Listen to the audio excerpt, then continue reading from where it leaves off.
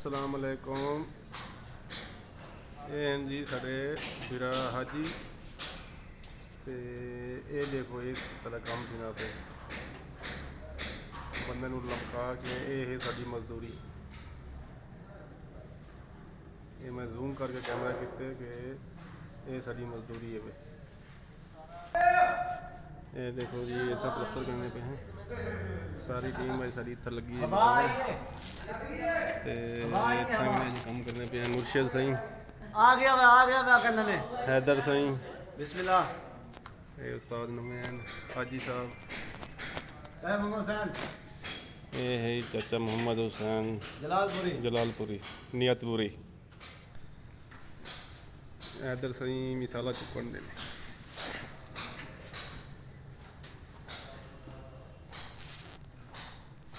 आज साढ़े मुर्शिद को धक लग गए यार।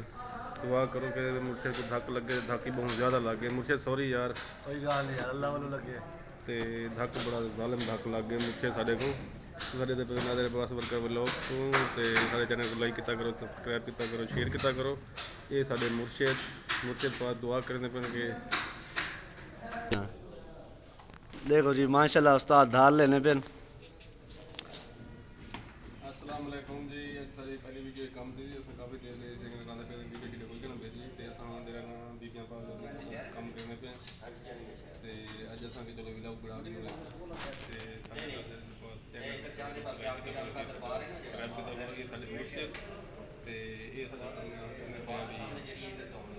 ओके हो गया भाई।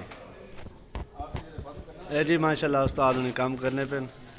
ये सारे प्लाजे का ठेका उस्ताद कोले तो माशाल्लाह इंशाल्लाह ये असां पूरा करने ठीक है ना। ये देखो जी ये भी उस्ताद ने किया। ये प्लम्बर भाई लगे बैठे ने ये अपना काम शुरू की बैठे ने। ये उस्ताद ने अपने माशाल्लाह